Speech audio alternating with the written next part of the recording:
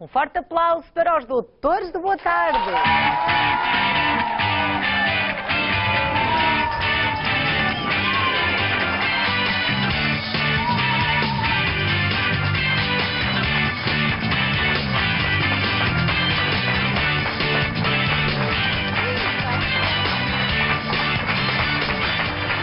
Sejam então muito bem-vindos, espero que estejam bem dispostos com estes raios de sol que já apareceram a anunciar a primavera.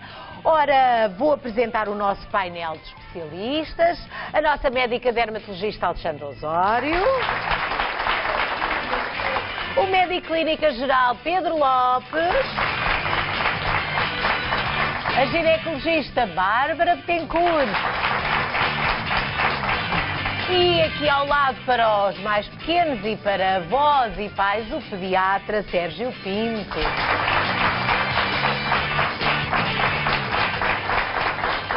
Ora, hoje falamos das razões que levam o corpo a mudar. Porquê é que o meu corpo está a mudar? É uma pergunta de cada vez que acontece, cada um de nós já a fez e provavelmente vai fazer em algum momento da vida. E as mulheres passam por muitas mudanças, por várias mudanças, mas há uma que muitas receiam que possa comprometer até a vida sexual, não é, doutora Bárbara? Sim, senhora.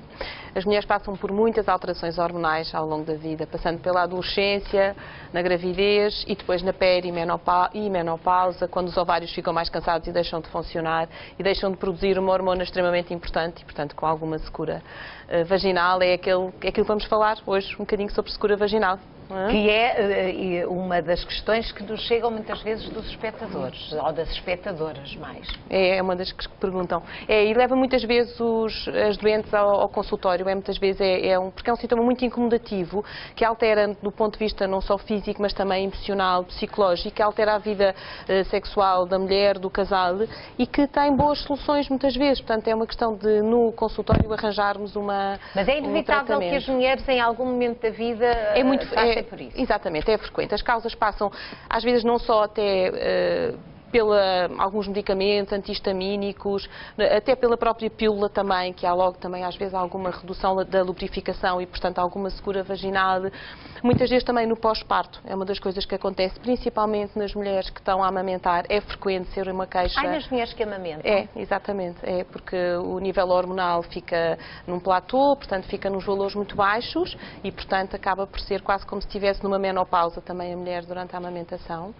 Muitas vezes também durante as relações sexuais as mulheres dizem que têm uma diminuição da sua lubrificação e muitas vezes é só mesmo um estímulo sexual que precisa de ser um bocadinho aumentado e, portanto, um maior envolvimento sexual. E isso muitas vezes faz a diferença em termos de lubrificação. Às vezes também há mulheres que têm infecções vaginais recorrentes durante muitos anos, com muitos tratamentos, e isso altera a flora vaginal e é o suficiente para depois dar estas queixas de secura. E depois temos na perimenopausa e na menopausa. Aí é inevitável todas as mulheres passam por isso. É inevitável todas as mulheres passam, mas há soluções, porque o que acontece é que os estrogénios, que é uma das hormonas que é produzida ao longo da vida da mulher, quando os ovários ficam cansados e deixam de funcionar, diminui esta produção. E, portanto, esta hormona é que é responsável por manter os tecidos bem lubrificados, bem hidratados. Quando nós não a temos, existem soluções para tentar compensar esta falha. E é das soluções que estão agora, com certeza, muitas espectadoras à espera, que a doutora elucide, não é? Exatamente. Ou seja, quem tem, e estas soluções não são só para as mulheres na menopausa e na perimenopausa, é para todas as mulheres. Tal como é importante termos uma pele hidratada, também é importante, a pele hidratada não é só na cara, não é só na mão, também acaba por ser na vagina, na vulva. E isto faz a diferença de não ter infecções, nem de não ter queixas de prurido e ter uma boa vida sexual, independentemente da idade. Nas mulheres que gostam ou que preferem, que querem, que são aconselhadas a fazer estrogénios locais, e atenção que estes estrogénios locais não passam para a via para o sangue e, portanto, são relativamente seguros, porque há muito este receio muitas vezes, podem fazer os estrogénios locais sobre a forma de óvulos ou então sobre a forma de creme também com a aplicação de uma cânula. Isto deve ser aplicado. Sim, Eu gostava só de saber se são com regularidade durante um certo tempo ou se a partir do momento que uma mulher começa essa terapêutica deve levá-la. Deve fazer. Eu às vezes até brinco com as minhas doentes e digo que podem fazer até ao dia em que morrem. Nesse dia podem não fazer. O resto devem fazer sempre 2 a 3 vezes por semana, obviamente sempre com um acompanhamento médico, com certeza, mas é isso que está preconizado. Era disso que exatamente, exato, como não há passagem, como estávamos a falar. Portanto, depois prefere isto ou em creme, depende das senhoras. Quem não quer fazer terapêutica com estrogénios locais pode fazer alguns análogos da soja, que nós sabemos que também têm algumas semelhanças com os estrogénios e, portanto, podem fazer que existe, nomeadamente também em forma de óvulos ou em forma de creme. Existem outros que não estão aqui, mas que é de ácido hialurónico também, com uma boa hidratação, também permite uma boa hidratação vaginal. E depois existem os hidratantes vulvovaginais ou só vaginais, que podem ser utilizados para alívio dos sintomas ou também até como lubrificantes. E depois existe mesmo os denominados lubrificantes, e eu aqui faço alguma ressalva, porque existem os lubrificantes à base de óleo e outros mais à base de água, e às vezes estes mais à base de água acabam por, na altura, funcionar, mas depois dar mais secura vaginal a seguir. Portanto, é bom, se calhar, experimentar e ver como. E da sua prática, nota que as mulheres passam melhor essa fase complicada e tão temida quando se cuidam. Sem dúvida, faz a diferença. Nós, na consulta, conseguimos muito bem perceber quando uma mulher que diz, eu faço, e depois vamos ver e percebemos que não faz, porque isso só para mostrar como é fácil, como tem, de facto, impacto e melhora bastante a vida da mulher. Ora, ainda bem, o que cá está o conselho da doutora Bárbara para, enfim, todas as mulheres passam por esta situação, como já vimos, pela idade ou por outras razões, conforme aqui vimos.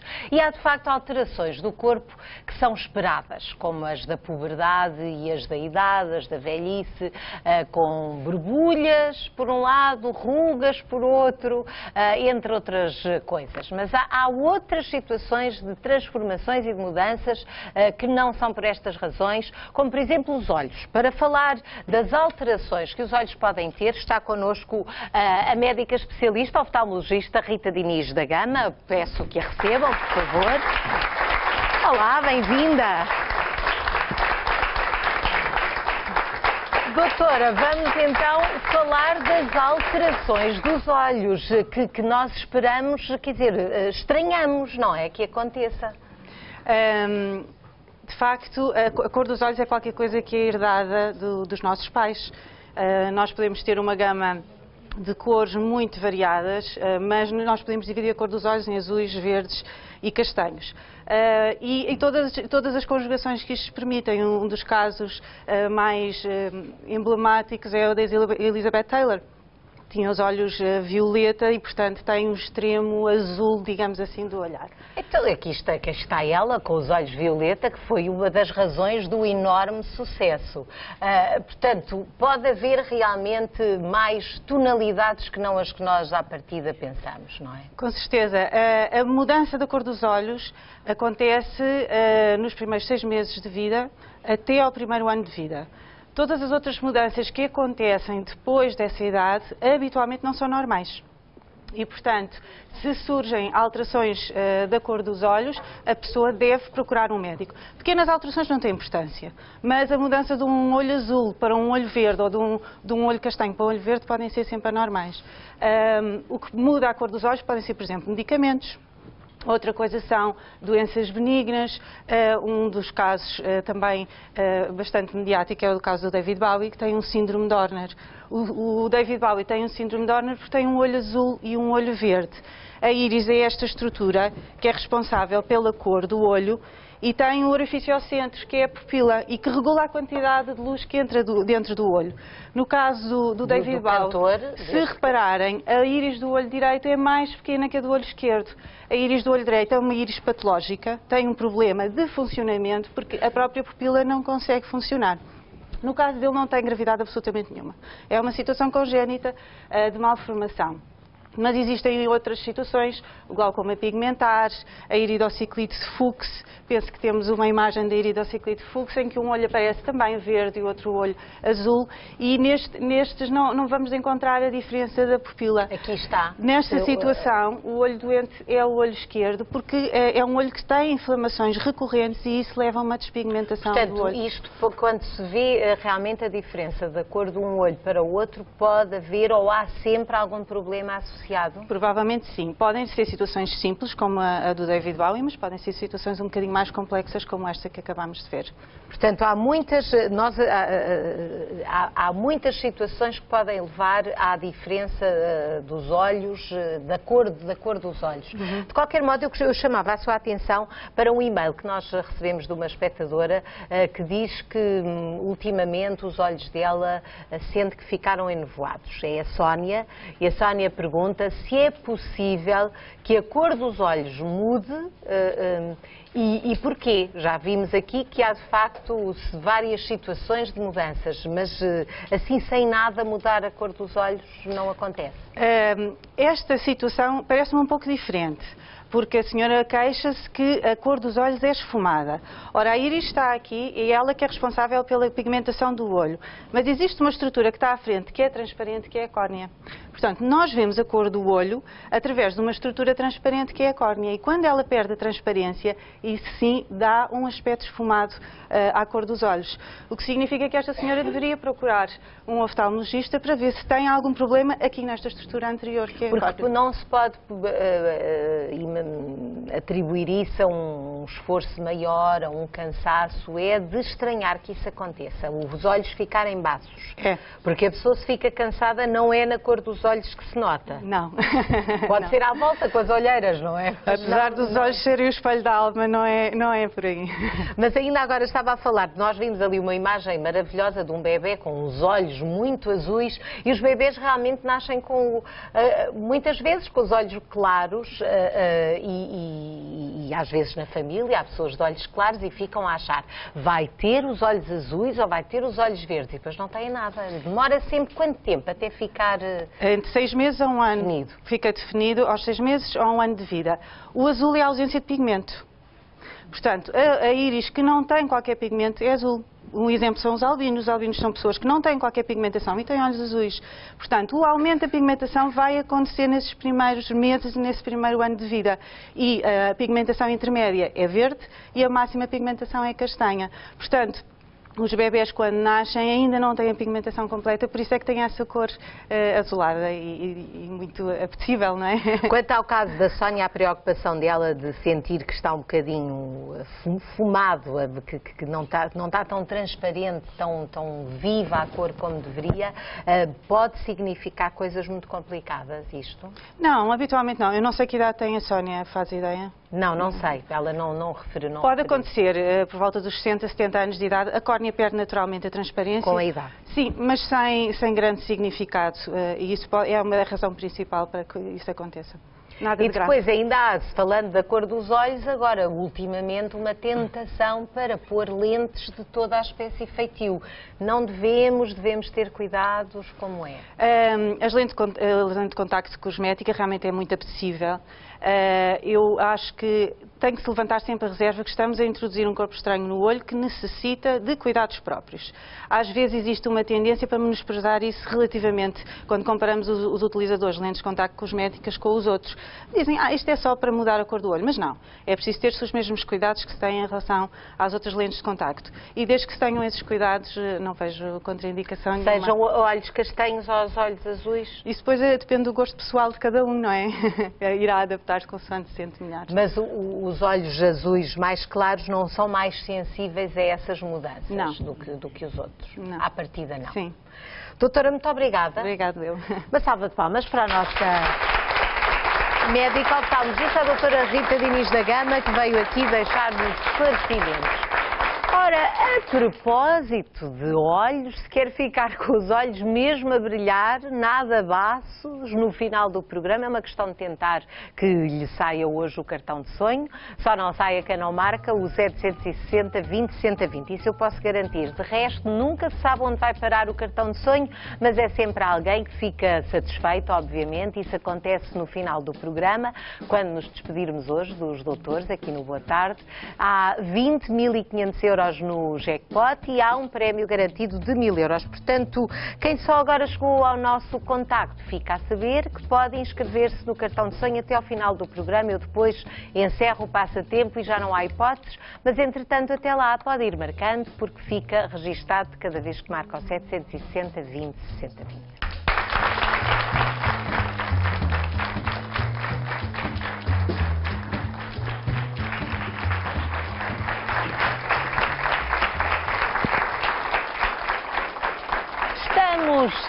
Estamos constantemente a ouvir dizer que mudar é bom, mas quando se é adolescente e o corpo começa a mudar, pode ser um pouco confuso. Por exemplo, não deve ser nada fácil para os rapazes, a fase, digo eu, que nunca fui rapaz, mas a fase em que eles mudam a voz, em que a voz não é nem de criança nem de adulto. Todos os rapazes passam por lá, não é, doutor Sérgio? É verdade. Portanto, na adolescência, portanto, essa idade, esse período da idade que vai desde os 10 anos aos 20 anos, é uma altura maravilhosa em que, de facto, acontecem muitas transformações. E a alteração da voz é, de facto, uma das alterações que marca a puberdade, o início da adolescência no sexo masculino. Importa saber que, de facto, as alterações vocais ocorrem na adolescência, ocorrem tanto no sexo feminino como no masculino. Uma voz mais aguda de uma criança vai se tornar um pouco mais grave com o crescimento da laringe e todas as outras estruturas do maciço facial, mas isso é mais evidente, de facto, no sexo masculino. Mas o que é que acontece? O que é que se desenvolve para que eles lá dentro, o som que nós ouvimos cá fora... O que acontece é que as alterações hormonais características desta fase da vida vão condicionar um crescimento e uma alteração morfológica das estruturas que estão relacionadas com a voz, nomeadamente a laringe. A laringe é portanto, um órgão que se situa entre a faringe e a traqueia, portanto aqui mais abaixo, e onde se encontram umas estruturas que são chamadas cordas vocais, que todos nós conhecemos. E de facto o que acontece nesta fase da vida é que vai haver um crescimento e também uma alteração da morfologia da laringe. Todos nós conhecemos no sexo masculino o desenvolvimento importante da maçã de Adão, não é mais do que o aumento de uma determinada zona da laringe. E o que acontece é que nesta fase da vida, portanto, as estruturas vão aumentar em termos de tamanho e alterar a sua conformação, não só a laringe, que é o órgão principal aqui implicado, mas também todas as outras estruturas do maciço facial, nomeadamente as fossas nasais, que vão dar a ressonância também à voz. E então uma voz aguda, característica da infância, vai gradualmente se transformando numa voz de adulto mais grave e mais intensa. Pode demorar ainda algum tempo, não é? Pode demorar algum tempo. Eu estou a vê-lo aqui com um órgãozinho e estava a pensar se ia tocar alguma coisa.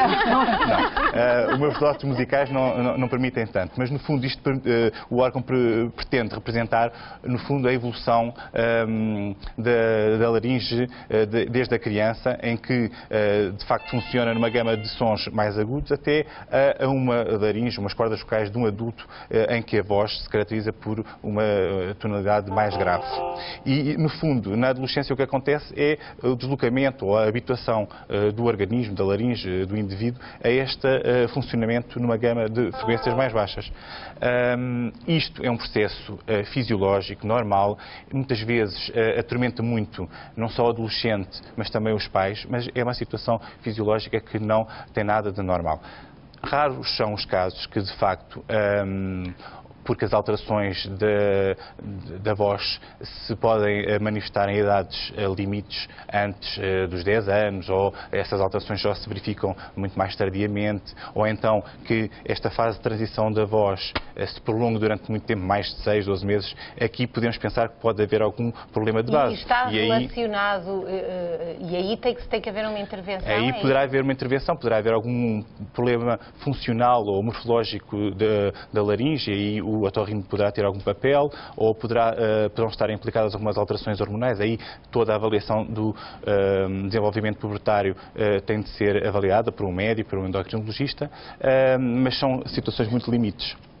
Portanto, há alguma relação deste desenvolvimento da voz com outra zona do corpo? Há outros indícios, ou a voz aqui eu gostaria que ficassem com a ideia de que a voz não é a principal alteração na puberdade masculina. É, de facto, uma situação que muitas vezes preocupa o adolescente, mas nem sequer é o primeiro sinal de início da puberdade. Portanto, aí são a dimensão, o aumento do volume testicular, e por isso tenho aqui este instrumento que se chama orquidómetro de Prader, que no fundo é usado para conseguirmos avaliar o grau de desenvolvimento pubertário, em que estas bolinhas ovais, estas peças, pretendem representar o volume testicular. E habitualmente... E é usado? Esse é um padrão que é usado por técnicos que se dedicam muito a esta área. Não é habitual. Habitualmente a experiência clínica é suficiente, mas de facto isto pretende representar um testículo de um bebê pequenino até um testículo do início da puberdade até um testículo de adulto. E portanto esta é a manifestação do crescimento, até mais do que a voz, que é aquilo a que se atende. Portanto, este é o primeiro marcador, é o aumento do volume testicular, depois surgem os pelos púbicos, o aumento do volume e comprimento do pênis, e depois, finalmente, também o pico de crescimento, que habitualmente é mais tardio, mas de uma magnitude maior relativamente ao sexo feminino. Ora, depois há o sexo masculino, que a voz é muito evidente, e acabámos de falar exatamente nisso, mas há outras alterações corporais na puberdade e que incomodam os adolescentes e as adolescentes, não é, Dr. Pedro? É verdade. Mais às vezes as meninas do que os rapazes, que elas preocupam-se mais com a imagem. Altura. Esta é uma altura sempre muito conturbada, até porque esta fase da vida da criança e esta mudança para a idade adolescente marca de facto uma grande mudança hormonal e marca um conjunto de alterações corporais que assinalam a aquisição da capacidade reprodutiva. No caso das meninas, o que vai acontecer, em primeiro lugar, e esta fase da puberdade pode desenvolver-se entre os 8 e os 12 anos de idade, mas é por volta dos 10 o aparecimento do botãozinho mamário, ou seja, começar a desenvolver-se a maminha. Cerca de 6 meses a um ano mais tarde começam a aparecer os pelos púbicos e cerca de 2 anos, mais ou menos mais tarde, a primeira menstruação, que se chama menarca. Portanto, este é o conjunto de alterações que marcam muito a vida da adolescente, que nem sempre são muito bem aceitos por elas, até porque depois há aqui alguma desincronização com as amigas e, portanto, a comparação daquilo que se tem a mais ou do que se tem a menos pode fazer, de facto, alguma diferença. E se há algumas que encaram isso com mais à vontade, há outras que preferem nem tocar no assunto, nem que se repare, não é? Muitas vezes por comparação com as amigas, por apoio ou menos apoio da estrutura familiar, pelo facto de terem irmãs que possam ter dado algum tipo de aconselhamento ou que tenham sido um exemplo numa fase inicial, também pode ser um fator desbloqueador, no fundo, da forma como os adolescentes vão lidar com isto. Depois há um conjunto de outras alterações que também são importantes, que têm que ver com o alargamento da anca, com a altura, e isto normalmente depois é um problema comparativamente com os rapazes, porque as raparigas têm um pico de crescimento um bocadinho anterior comparativamente com os rapazes, e portanto há ali uma altura em que as raparigas são mais altas do que os rapazes e isso na turma às vezes cria alguns problemas. A pele ficar mais oleosa, o aumento da produção de sebo é maior e portanto pode haver também o aparecimento do acne, que é também um problema em termos de imagem que pode ser complexo. E todas estas alterações acabam por se conjugar, criando um ambiente que muitas vezes é suscetível de vulnerabilidades e de riscos e que devem merecer, obviamente, por parte dos pais. De facto, realmente esta é mesmo a altura da vida em que as mudanças de corpo são muito evidentes e que a pessoa reage mal, mas ao longo da vida as mudanças de corpo nós não lidamos muito bem com elas, na maioria das situações. É verdade, e a maioria dos adolescentes, tal como os adultos, isso é muito frequente frequente nas pessoas que fazem procedimentos estéticos, por exemplo. As pessoas tendem a focar-se muito naquilo que é mau, que não está bem. Esquecem-se de olhar para o conjunto. Muitas vezes, no caso do adolescente, isso também acontece. Ou seja, quando se olham ao espelho... Mais depressa vem a borbulha. Mais depressa vem a borbulha e esquecem-se que têm uma cara linda, valorizam muito a questão da maminha ser maior ou mais pequena do que a da colega e, portanto, estas alterações todas podem, de facto, não ser bem geridas do ponto de vista emocional pela adolescente e esta alteração até da própria imagem corporal, que tem um nome específico, que é a desmorfofobia, esta alteração, desta distorção da imagem corporal, se não for bem acompanhada e se não for bem trabalhada, pode, de facto, levar a problemas complexos naquilo que é uma adolescência normal e o aprender a lidar bem com o corpo. A adolescente tem que se sentir bem com o corpo para lidar melhor, não só adaptar-se melhor à sua realidade, mas também integrar-se melhor socialmente. E isso é uma primeira fase de potencial risco a que se deve ter atenção, não é? É verdade. Ora, nós temos aqui a Madalena, que está aqui connosco. A Madalena tem 12 anos. Olá, Madalena. E preocupa-se com o corpo. Eu acho que... Como é que é, Madalena? Preocupo-me com o corpo. E é assim uma fase esquisita esta? Para mim foi mais ou menos. Não foi muito esquisita, porque sempre tive muitas conversas com a minha mãe sobre este assunto e consegui adaptar-me bem ao facto de começar a desenvolver-me. Ora, muito bem, portanto temos aqui Dr. Pedro, passo-lhe a palavra. Este espelho é tão simplesmente para mostrar como uma adolescente, e não é o caso da Madalena porque é uma rapariga linda, mas de facto como muitas vezes as adolescentes, quando não gerem bem esta adaptação à mudança do corpo, podem olhar ao espelho e ver uma imagem completamente diferente daquela imagem que têm realmente, e isso dificultar a sua forma de lidar consigo próprias e de lidar com os outros. Portanto, temos aqui no espelho uma adolescente um bocadinho deformada e depois, na realidade, a adolescente, eu vou virar aqui a Madalena, está tudo no sítio, tudo bem, e mesmo que alguma coisa não estivesse, seria própria da idade, não é? Exatamente. Muitas vezes as alterações que se registram são transitórias e, portanto, a harmonização de todas as mudanças que acontecem na adolescência muitas vezes não estão sincronizadas ou não aparece tudo ao mesmo tempo e, portanto, com o avançar da idade, tudo vai ao sítio e acaba por fazer sentido naquilo que é o desenvolvimento normal de uma jovem, que neste caso, como a Madalena, tem um rosto lindo e tem um corpo, obviamente, muito... Oh, Madalena, mas as tuas amigas, vocês, da vossa idade, vocês preocupam-se, não é? Com imagens tão bonitas, se têm uma borbulha, se estão mais isto ou aquilo, se querem ser mais altas, se querem ser mais elegantes, falam disso? Falamos muito. E tu compreendes, às vezes, que isso seja um grande sofrimento para as adolescentes, a imagem delas? Para algumas é. Tenho algumas amigas que se preocupam muito e depois, como fazem muitas comparações com outras raparigas, depois sentem-se muito mal.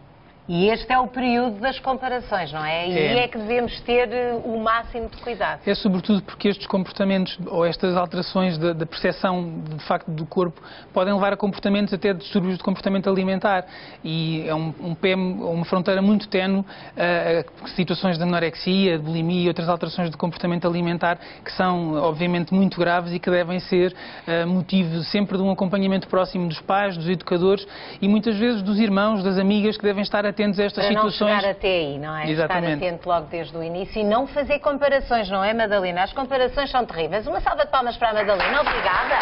Pode ir. Obrigada.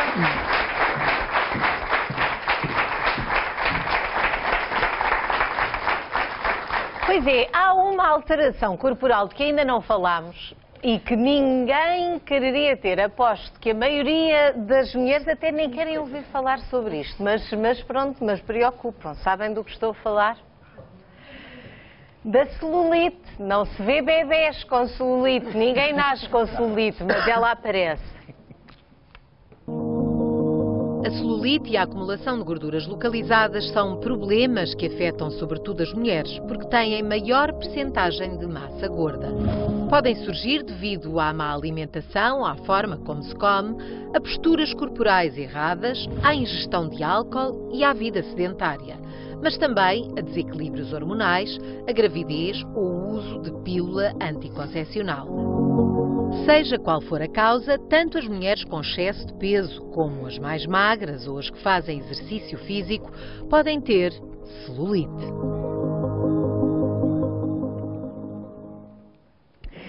É caso para dizer que ninguém está a salvo, ninguém está livre de ter celulite, não é, doutora Alexandra? Todas temos. Todas temos. Pronto, olhem, ficamos assim.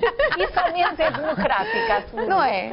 Umas mais, outras menos, mas todas temos, mesmo aquelas que fazem imenso exercício físico, com musculação, etc., têm sempre um bocadinho de celulite. Há vários tipos e, portanto, há sempre um bocadinho. Mas nós não nascemos com celulite, não é? Não, ou não reparamos nisso? Não nascemos com celulite, nascemos com outro tipo de gordura e, portanto, a celulite vai se instalando a partir, devido a alterações na dieta, distúrbios hormonais, desequilíbrios da circulação local e, portanto, são uma das causas principais do aparecimento da celulite. Não é? A celulite, nós quando começamos a notar que temos celulite, começamos a ter aquela sensação, vemos na perna que é o aparecimento daquela casca de laranja. Não é? Ai, olha, começa assim um bocadinho e depois fica um bocadinho mais forte, parece assim, umas bolinhas que aparecem. Isto é debaixo da pele. Isso é mesmo a má celulite, Não é? Aquelas coisas Como é que ali isto a sair. É que depende das posições, não é? A pessoa se aperta um bocadinho, Aperta um bocadinho, olha, só aparece um bocadinho, depois aparecem mais, não é? Pronto, isto é devido a uma modificação do tecido solar subcutâneo, ou seja, ao aparecimento de umas fibras, imaginem estas pretas aqui, que vão se tornando, há umas fibras de colagênio e elastina próprias, que vão se ligar entre a camada mais funda da pele, que é por baixo da gordura, e atravessa a gordura toda até as camadas superiores da derme, da epiderme. E, portanto, há um mecanismo de repuxar, as fibras puxam a pele superior até lá abaixo. Então, há uma projeção dos lóbulos de gordura e aparece o aspecto de casca de laranja. Quanto mais gordura se tem, mais esse efeito é visível. Mais esse efeito é visível. Quanto mais evoluída é a celulite, mais esse efeito é visível devido às fibras. Não é? Agora, há razões estéticas que incomodam toda a gente, mas há pessoas em que a celulite é mesmo desconfortável. Sim, aliás, não é um problema, para muitas pessoas é um problema estético, mas sobretudo a celulite dá origem a dor e inchaço local, não é? Quando nos sentamos dá dor e, portanto, justifica-se evitar e fazer a prevenção dessa situação. E, portanto, tudo isto é devido a uma insuficiência venosa que existe, tanto má circulação local, e uma insuficiência linfática que drena as gorduras daquele tecido para a circulação geral e evita que apareça mais celulite ainda. Mas então não é uma fatalidade. Podemos fazer alguma coisa? Podemos fazer alguma coisa, sim, além de alterar um bocadinho a nossa alimentação, ter uma alimentação mais equilibrada, devemos praticar um bocadinho mais de exercício físico, por exemplo, fazer uma caminhada de 30 minutos de passo largo, confiante e segura, e andando assim frequentemente 30 minutos por dia, pode ter a certeza que a celulite vai-se embora, porque há uma estimulação do sistema linfático e venoso.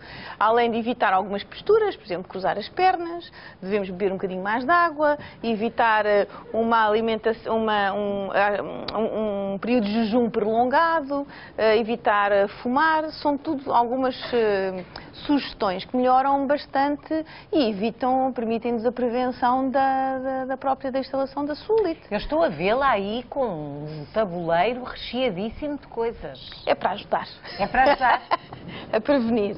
Portanto, nós como temos uma alteração da microcirculação local, podemos utilizar estimuladores da microcirculação, aplicar localmente para evitar a instalação progressiva da própria celulite. Podemos tomar suplementos de guaraná. O ananás é ótimo porque ajuda muito na digestão e, portanto, não há acumulação tanto de gorduras, permite o aporte de fibras e, portanto, o trânsito intestinal é melhorado e, portanto, não há um aumento da absorção de gorduras. Deve-se evitar o açúcar. O açúcar é uma das causas de fonte energética número 1 numa refeição e, portanto, usamos essa fonte energética e o excesso calórico na refeição não é usado e, portanto, há um aumento da absorção desse excesso calórico em forma de gordura. Temos suplementos de alcachofra, que são altamente drenantes, temos os probióticos digestivos que ajudam na digestão e, portanto, aumentam o trânsito intestinal e, portanto, há uma absorção equilibrada mais do intestino e, portanto, não há tanta obstipação intestinal, que há uns fatores agravantes também da celulite. Aminoácidos como L-cistina, aportes de L-cistina, L-metionina ajudam bastante na prevenção e no tratamento. Isso para conseguirmos ir retardando ou evitar procedimentos mais agressivos, digamos, ou mais radicais. Precisamos sempre. Quando ela está instalada, usamos isto e mais outros tratamentos que temos que fazer. Ainda tem mais alguma? Não sei se temos rapidamente, olha, um extrato de cavalinha que faz uma boa drenagem. O extrato de dente de leão também é vasodilatador e, portanto, melhora a circulação. O zinco equilibra, portanto, os tecidos e melhora a microcirculação. A vitamina B3 e a vitamina B6 também ajuda imenso na prevenção, sobretudo melhora a microcirculação e melhora o aporte de micronutrientes e, portanto, ajuda a termos uma vida mais calma também e portanto, há menos stress e o stress também é uma das causas do aparecimento de celulite. Portanto, nós, geralmente, as mulheres só se preocupam com isso só depois da altura da prevenção, não é? Esquecem-se da prevenção. Portanto, devíamos não andar há um bocadinho por falta de conselhos. Não, olha, até devíamos andar um bocadinho à chuva no inverno, andar aqueles 30 minutos é bom, faz bem. Desde que não se constipe, mas é sempre bom fazer um bocadinho de exercício. Doutora Bárbara, já agora estava a ouvir a doutora Alexandra a falar destes truquezinhos para a prevenção. A pílula contribui de alguma forma? São sempre alterações hormonais e nós sabemos que as alterações hormonais podem sempre Portanto, estar não se ganha, associadas. pior. Claro. Mas não é obrigatório, não é parar a pílula, porque depois, se calhar, a gravidez também não melhora a celulite. Portanto, tem que se escolher.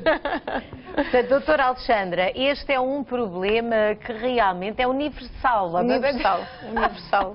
Não se pode dizer que haja mulheres num certo sítio que não se queixem de ter uma celulitezinha. Tem sempre. Na barriga, nas coxas, nas nádegas, no abdômen, nos braços. Os jovens, ainda agora estávamos a falar com o Dr. Pedro, não é? Sim, aparece desde cedo. Desde a menarca, o primeiro período, começam a ter a menstruação, começa a aparecer. Os homens da celulite é que não se queixam, não é? Porque eles têm outras hormonas, mas há quem tenha também. Mas são casos raros. São mais Tudo raros. isso tem grande variação de peso, não é? Sim.